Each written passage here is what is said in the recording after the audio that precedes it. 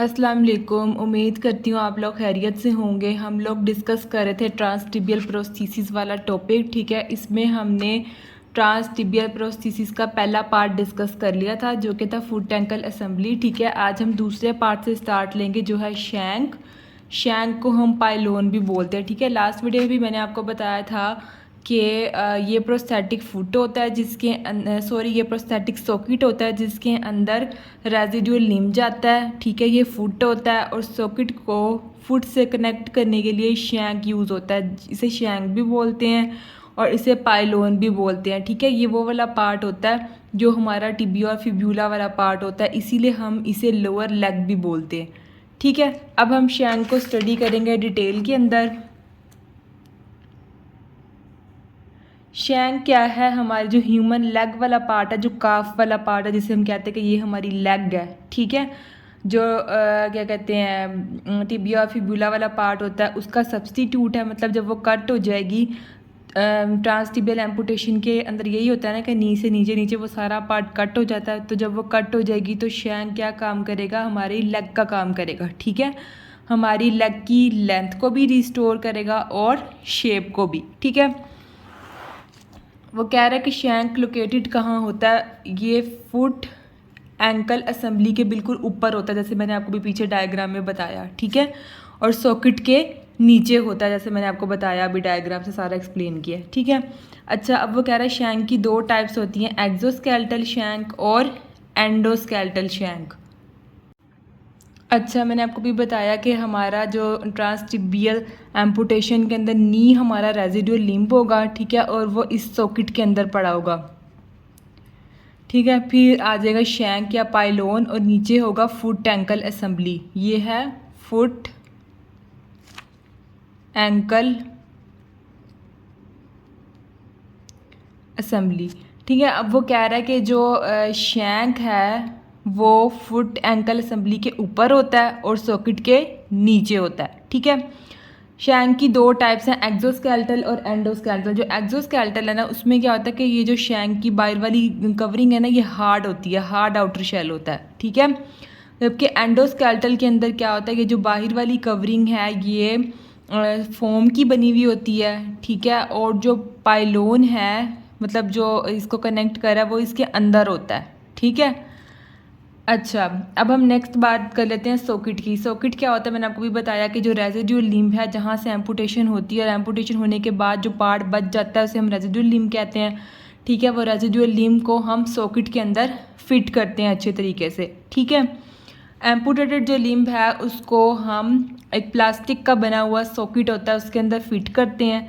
ठीक है, socket is design to contact all portions of amputated limb. Socket इस तरह डिज़ाइन किया जाता है कि जो एम्पुटेटेड लिम्ब है उसके तमाम पोर्शंस को अच्छे तरीके से कवर करे और उनके साथ कांटेक्ट में आ रहा हो। ठीक है, अच्छे तरीके से कांटेक्ट में आएगा तो उससे क्या होगा? एक तो जो लोड है वो डिस्ट्रीब्यूट हो जाएगा अच्छे तरीके से। ठीक है, साथ ही साथ जो ब्लड सर्कुलेशन है वो भी इम्प्रूव होगी एम्पुटेटेड लिम्ब की तरफ। ठीक है, और साथ ही जो सॉकेट है वो टेक्टाइल फीडबैक भी प्रोवाइड करता है।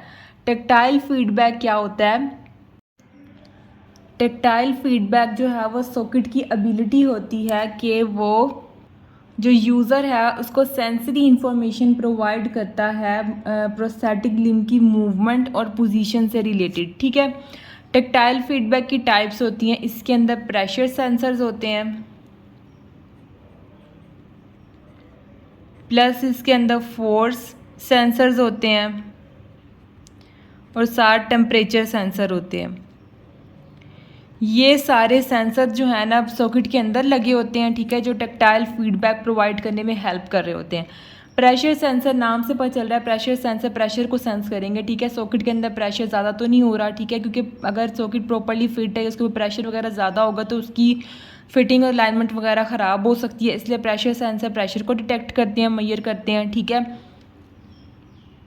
उसके बाद है फोर्स सेंसर। फोर्स सेंसर जो है वो फोर्स को मेजर करते हैं कि कितनी फोर्स लगा रहा है प्रोस्थेटिक लिम्ब। ठीक है, और मैक्सिमम जो है वो लोड डिस्ट्रीब्यूट कर रहा है कि नहीं कर रहा। ठीक है। उसके बाद टेम्परेचर सेंसर है, टेम्परेचर सेंसर टेम्परेचर को मेजर करता है सॉकेट के अंदर, के सॉकेट के अंदर टेम्परेचर ज़्यादा तो नहीं है, ज़्यादा होने की वजह से स्वेटिंग वगैरह तो नहीं हो रही, स्वेटिंग होगी तो जाहिर सी बात है डिस्कम्फर्ट होगा, तो टेम्परेचर सेंसर टेम्परेचर को मेजर करते हैं सॉकेट के अंदर। उसके बाद वो कह रहा है sockets are custom made of plastic moulded over a model of patient amputation limb. ठीक है, अब हम बात कर रहे हैं कि जो सॉकेट वगैरह है या जो प्रोस्थेटिक लिम्ब है वो किस तरह डिज़ाइन किया जाता है। ठीक है, वैसे तो ये हमने मेथड्स ऑफ कंस्ट्रक्शन में पढ़ा हुआ है, 2 मेथड होते हैं इसके, एक कैड कैम होता है, दूसरा प्लास्टर कास्ट होता है। ठीक है, कैड कैम क्या होता है? CAD CAM stands for computer aided design and computer aided manufacturing. ठीक है, ये इसमें ना डिजिटल कास्टिंग की जाती है एम्पुटेटेड लिम्ब की। ठीक है, जिसकी मदद से उसका साइज़ वगैरह और शेप वगैरह मेजर किया जाता है और उस लिहाज से प्रोस्थेटिक फुट डिज़ाइन किया जाता है। इसी तरह जो दूसरा मेथड है वो है प्लास्टर कास्ट का। प्लास्टर कास्ट में भी क्या होता है कि जो एम्पुटेटेड लिम्ब है उसकी प्लास्टर कास्टिंग की जाती है। ठीक है, ताकि उसका जो एग्जैक्ट शेप है और साइज़ है उसको मेजर किया जा सके, रेजिडुअल लिम्ब का शेप और साइज़ एग्जैक्ट मेजर किया जा सके और उस लिहाज से सॉकेट और प्रोस्थेटिक फुट वगैरह वो सारा स्ट्रक्चर डिज़ाइन किया जा सके। ठीक है, उसके बाद वो कह रहा है कि जो शैंक के ऊपर सॉकेट लगता है वो 2 तरह का होता है, एक लाइंड सॉकेट होता है और एक अनलाइंड सॉकेट होता है। ठीक है, इन दोनों में डिफरेंस क्या है? जो लाइंड सॉकेट होता है ना उसके अंदर ये दोनों ना, मतलब इसका मतलब है कि लाइंड सॉकेट का मतलब है कि जो सॉकेट है ना उसके अंदर सॉफ्ट मटेरियल लगा हुआ होगा। ठीक है, वो सॉफ्ट मटेरियल क्या करेगा? कुशनिंग और प्रोटेक्शन प्रोवाइड करेगा रेजिडुअल लिम्ब को। ठीक है, जबकि जो अनलाइंड सॉकेट है, नाम से पता चल रहा है अनलाइंड, उसके अंदर, उस सॉकेट के अंदर सॉफ्ट मटेरियल की लाइनिंग नहीं होगी। ठीक है, बल्कि वो हार्ड रिजिड मटेरियल से मिलके बना होगा, जैसे प्लास्टिक या कार्बन फाइबर वगैरह। ठीक है, उसके अंदर कोई भी सॉफ्ट मटेरियल की लाइनिंग नहीं होगी कुशनिंग वगैरह प्रोवाइड करने के लिए। ये है दोनों में डिफरेंस। ठीक है, लाइंड सॉकेट सबसे पहले हम देख लेते हैं। Transtibial socket is generally include a resilient polyethylene foam liner. इसके अंदर क्या होता है? रेजिलियंट मीन ऐसा मटेरियल होता है, कोई रेजिलियंट ऐसा मटेरियल होता है जो कि स्ट्रेस वगैरह को बियर कर सकता है। कुछ मटेरियल्स होते हैं उनके ऊपर स्ट्रेस या लोड आए तो उनकी शेप चेंज हो जाती है। ठीक है, रेजिलियंट ऐसा स्ट्रक्चर होता है कि उसके ऊपर जितना मर्जी स्ट्रेस या लोड आ जाए उसकी शेप चेंज नहीं होती। ठीक है, अच्छा, लाइन सॉकेट के अंदर वो कह रहा है कि पॉलीइथाइलिन फोम लाइनर का बना होता है। मैंने आपको बताया ना कि foam time soft material socket के अंदर लगा होता है कुशनिंग और प्रोटेक्शन प्रोवाइड करने के लिए। तो ये मटेरियल भी उसी टाइप का पॉलीइथाइलिन फोम लाइनर। ठीक है, यूज़ होता है कुशनिंग प्रोवाइड करने के लिए और प्रोटेक्शन प्रोवाइड करने के लिए रेजिडुअल लिम्ब को। ठीक है, कुशनिंग प्रोवाइड करता है एम्पुटेशन लिम्ब को या रेजिडुअल लिम्ब को। ठीक है, removable liner facilitates alteration of socket size. मतलब वो कह रहे हैं कि अगर लाइनर ऐसा हो कि रिमूव कर सकते हो और दोबारा ऐड कर सकते हो तो उसका ये फ़ायदा होता है कि जो सॉकेट का साइज़ है ना उसमें हम चेंज कर सकते हैं, मतलब लाइनर निकाल के सॉकेट का साइज़ एडजस्ट करके दोबारा डाल ले। ठीक है, उसके बाद वो कह रहा है कि जो लाइनर सॉकेट होता है ना वो हीट इंसुलेटर होता है। ठीक है, मतलब हीट को अपने अंदर एब्जॉर्ब कर लेता है, इसलिए ये ज़्यादा कंफर्टेबल होता है गर्मियों के अंदर, क्योंकि पेशेंट को फिर स्वेटिंग वगैरह नहीं होती, क्योंकि अगर सॉकेट के अंदर स्वेटिंग वगैरह हो रेजिडुअल लिम्ब पे तो फिर वो डिस्कम्फर्ट की कंडीशन आती है। ठीक है, नेक्स्ट हम बात कर लेते हैं अनलाइंड सॉकेट के बारे में। अनलाइंड सॉकेट को हार्ड सॉकेट भी कहते हैं, जैसे मैंने आपको भी बताया कि इसके अंदर कोई भी कुशनिंग या प्रोटेक्टिव मटीरियल यूज़ नहीं हुआ होता।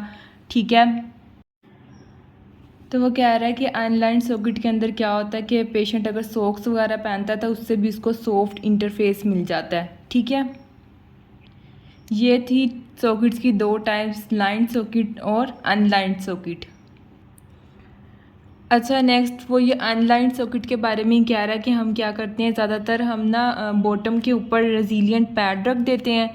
ठीक है, ताकि जो है ना एम्पुटेटेड लिम्ब का डिस्टल सेगमेंट है, डिस्टल सेगमेंट वो होता है जो बॉडी से अवे होता है। ठीक है, वो उसको कुशनिंग प्रोवाइड करने के लिए हम क्या करते हैं, रेजिलियंट पैड रख देते हैं। ठीक है, एम्पुटेटेड लिम्ब का जो डिस्टल पार्ट है जो बॉडी से दूर होता है, हम क्या करते हैं उसकी साइड पे बॉटम पे करके रेजिलियंट पैड रख देते हैं अनलाइंड सॉकेट के अंदर। ठीक है, ये ज़्यादा सेटिस्फैक्ट्री चॉइस होती है। ठीक है, क्योंकि ये पहनने के दौरान ज़्यादा स्टेबल होता है, ठीक है, लेकिन इसकी शेप को चेंज करना मुश्किल होता है। जैसे मैंने आपको लाइन सॉकेट में बताया था कि उसमें हम जो है वो लाइन सॉकेट जो होता है उसको बाहर निकाल के शेप को एडजस्ट कर सकते हैं सॉकेट की, ठीक है। इसमें जो है वो शेप को एडजस्ट करना या चेंज करना थोड़ा मुश्किल होता है, ठीक है। नेक्स्ट हम बात कर लेते हैं सस्पेंशन। सस्पेंशन क्या होता है? मैंने आपको बताया था कि ये है सॉकेट, ठीक है, ये है शैंक या पाइलोन और ये है फुट एंकल असेंबली, ठीक है। तो अब क्या होगा कि मतलब इस रेजिडुअल लिम्ब को इस सॉकेट को रेजिडुअल लिम्ब के साथ कनेक्ट करने के लिए, ठीक है, ज़ाहिर सी बात है, मैंने आपको बताया कि सॉकेट के अंदर जो है वो रेजिडुअल लिम्ब आता है, ठीक है। दोनों को आपस में कनेक्ट करने के लिए अच्छे से हम डिफरेंट चीज़ें यूज़ करते हैं, जिसमें सक्शन है, ठीक है, वैक्यूम है, स्ट्रैप्स हैं, बेल्ट्स हैं, ये सब हम चीज़ें यूज़ करते हैं अच्छे तरीके से सॉकेट को रेजिडुअल लिम्ब के साथ बाइंड करने के लिए, और इसे हम सस्पेंशन बोलते हैं, ठीक है। अब वो कह रहा है कि during the swing phase of walking the prosthesis require some form of suspension to hold it in place. अब वो कह रहा है कि वॉकिंग का जो स्विंग फेज है उसके अंदर हमें सस्पेंशन ज़्यादातर चाहिए होते हैं प्रोस्थेसिस को अच्छे तरीके से उसकी जगह पे होल्ड करने के लिए, ठीक है। अच्छा, नेक्स्ट हमारे पास आ जाते हैं कफ वेरिएंट्स। कफ वेरिएंट का मतलब ये है कि हम डिफरेंट सस्पेंशन कफ्स यूज़ करते हैं प्रोस्थेटिक लिम्ब को रेजिडुअल लिम्ब के साथ अच्छे तरीके से बाइंड करने के लिए, ठीक है। तो उस सस्पेंशन कफ्स के अंदर डिफरेंट उनकी वैरायटी आ जाती है, डिफरेंट डिज़ाइंस आ जाते हैं, डिफरेंट टाइप्स आ जाते हैं, जिसे हम कफ वेरिएंट्स बोलते हैं, ठीक है। सस्पेंशन या सस्पेंशन कफ्स जो भी है, इन सब का फंक्शन यही है कि इन्होंने प्रोस्थेटिक लिम्ब को अच्छे तरीके से रेजिडुअल लिम्ब के साथ बाइंड करना है ताकि प्रॉपर फिटिंग हो सके, पेशेंट को कंफर्ट और स्टेबिलिटी मिले, ठीक है। अच्छा, अब कफ जो है वो लेदर का बना हुआ होता है, ठीक है। अच्छा, तो ये क्या करता है, ये जो कफ है ये हमारा जो थाई वाला रीजन है उसको कवर करता है, ठीक है। फेमोरल एपिकोंडाइल से बिल्कुल ऊपर जो थाई वाला रीजन है उसके ऊपर हम ये सारा कफ चढ़ा देते हैं, ये उसे कवर करता है, ठीक है। और इसका फंक्शन क्या है? Permits the user to adjust the snugness of suspension easily. Snugness क्या होती है? स्नगनेस ये होती है कि जो प्रोस्थेसिस है वो रेजिडुअल लिम्ब के साथ कितना अच्छे तरीके से बाइंड है और पेशेंट कितना कंफर्टेबल है, इस चीज़ को हम स्नगनेस ऑफ सस्पेंशन बोलते हैं, ठीक है। तो पेशेंट इसको एडजस्ट कर सकता है अपने लिहाज से, ठीक है, कितना उसने इसको टाइटली बाउंड करना है, कितना वो कंफर्टेबल है बाइंड करके, ठीक है, कितना वो लूज़ करना चाहता है तो वो इसको अपने तरीके से एडजस्ट कर सकता है, ठीक है। अब वो कह रहा है कफ के अल्टरनेटिव भी एक चीज़ होती है जिसे हम बोलते हैं रबर स्लीव, ठीक है। रबर स्लीव भी सस्पेंशन की ही एक टाइप है, जैसे कि ये सस्पेंशन कफ्स हैं, ठीक है, तो इन्हीं की एक टाइप है रबर स्लीव। इसका भी फंक्शन यही है कि इसने रेजिडुअल लिम्ब को प्रोस्थेटिक लिम्ब के साथ अच्छे तरीके से बाइंड करना है, ठीक है। और ये स्लीव्स क्या करते हैं, एक अच्छे तरीके से वहाँ पे बाइंड होने के साथ साथ एक एयर टाइट सील दे देते हैं, ठीक है, रेजिडुअल लिम्ब और प्रोस्थेटिक लिम्ब के दरमियान में, ताकि स्टेबिलिटी और कंफर्ट कायम रहे, ठीक है।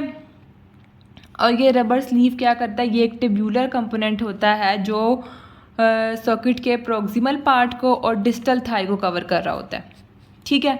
नेक्स्ट हम बात कर लेते हैं डिस्टल अटैचमेंट की। अब डिस्टल अटैचमेंट का भी काम यही है कि इसने प्रोस्थेटिक लिम्ब को रेजिडुअल लिम्ब के साथ अटैच करना है, लेकिन जैसे इसके नाम से पता चला डिस्टल अटैचमेंट, तो ये क्या करेगा, रेजिडुअल लिम्ब का वो पार्ट जो कि बॉडी से थोड़ा दूर है, ठीक है, मतलब डिस्टल एंड जो है रेजिडुअल लिम्ब का, उसको कनेक्ट करता है अच्छे तरीके से प्रोस्थेटिक लिम्ब के साथ, ठीक है, इसीलिए इसे डिस्टल अटैचमेंट का नाम दे रहे हैं।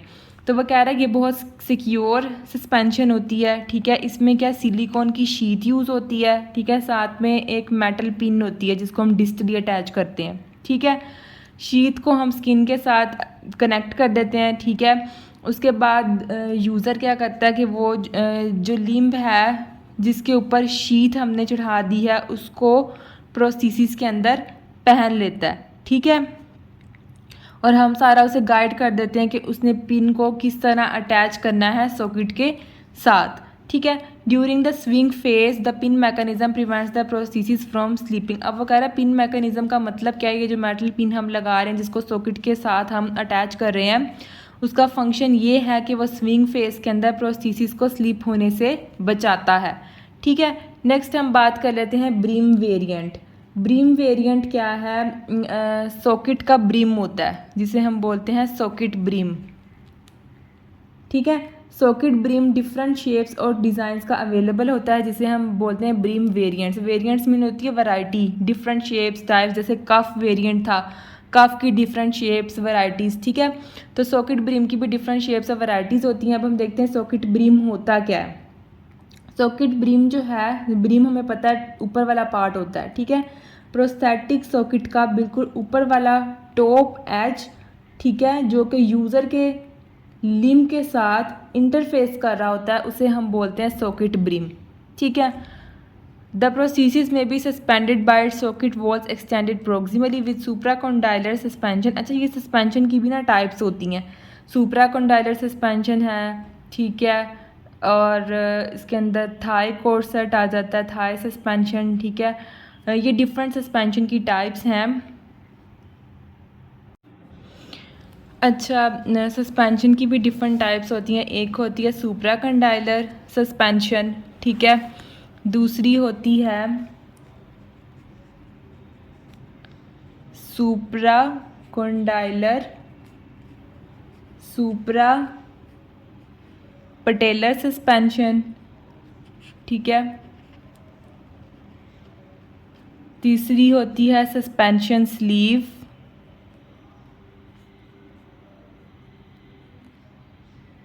और चौथी होती है थाई कोर्सेट जिसको हम अभी डिस्कस करेंगे। ठीक है। अब ये जो सुप्राकॉन्डाइलर सस्पेंशन होता है ना, ये क्या करता है, ये कवर करता है हमारी थाई को, नी के अबव वाले पोर्शन को और फेमोरल एपिकोंडाइल्स को। ठीक है। जो सुप्राकॉन्डाइलर सुप्रापटेलर सस्पेंशन है ना, ये कवर करता है हमारी नी कैप को जिसे हम पटेला बोलते हैं। ठीक है। और साथ फेमोरल एपिकोंडाइल्स को।